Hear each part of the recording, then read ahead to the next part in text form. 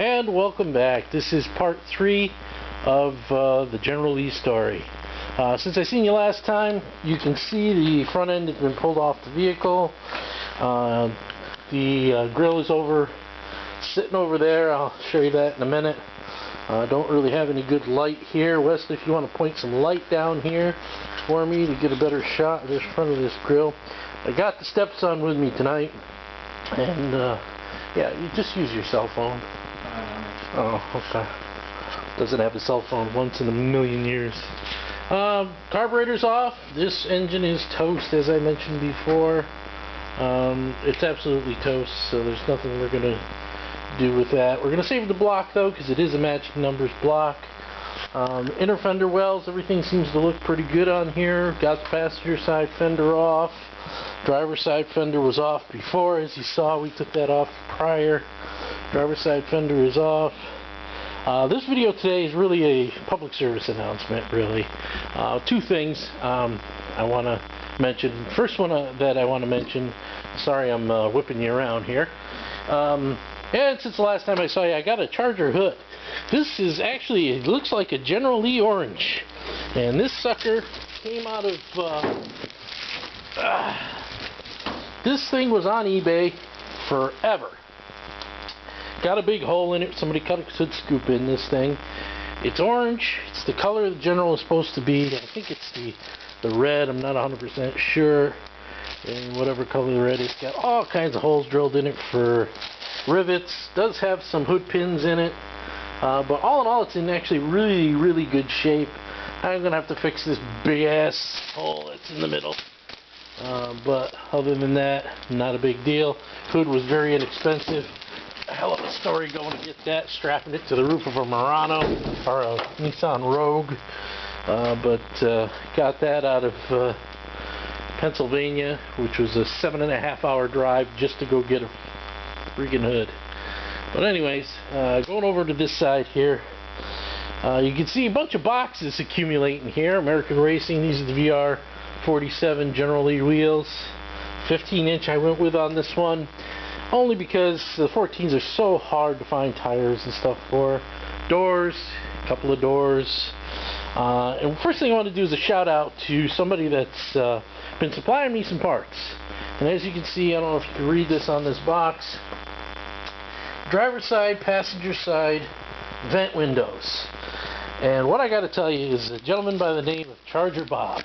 If you see him on eBay, what I'm going to say to you is this guy, he's a gem.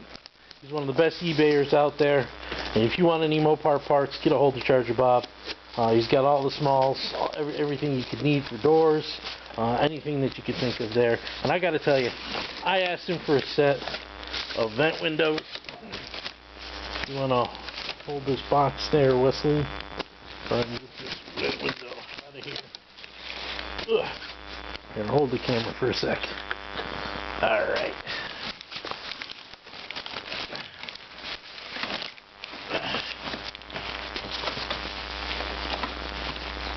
On something. What I gotta tell you, I asked him for a set of vent windows, and the man came back with a set of vent windows that I'm telling you, they look like they're brand new.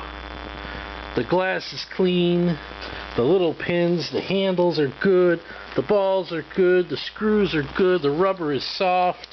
I'm telling you, they're like they're brand new vent windows. I'll put that back a little later. Also asked him for a set of upper door panels because mine were gone.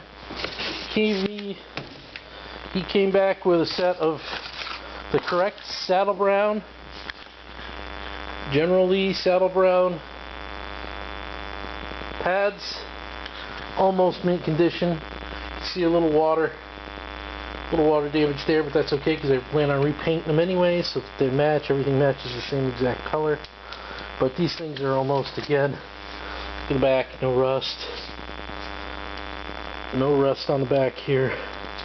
Almost in immaculate condition. It's missing the little pins that hold it on, but not a big deal. But I'm telling you, anything I've needed so far, I've given Charger Bob a call. And He's been able to come through for me. A bunch of those boxes are from him as well. A lot of this material over here as well. But anyways, as I was mentioning, this is a public service announcement. A couple of good things we found on the Charger. First of all, the front frame rails.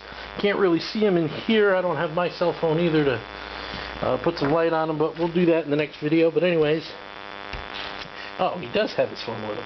As you can see, the front frame rails here are good. They come all the way back. Floor is toast. The front frame rails on the left and right side are good. Coming around to the back of the car, we already know that it needs quarters and rear pan and all that good stuff.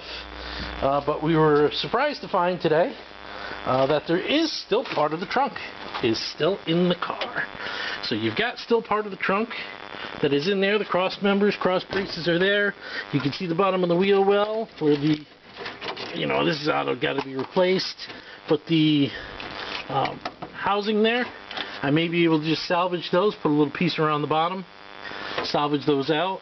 You can see the back of the seat and the back tray there, still in good condition. Cross members going through here good.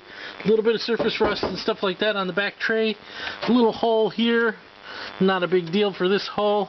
This part right here is scaring me a little bit. Not sure if I want to replace the entire rear panel or if I'm just going to redo that for the trunk lid. Again, going on this side, part of the frame rail is still here. And if you go on this side, part of the frame rail is still here as well.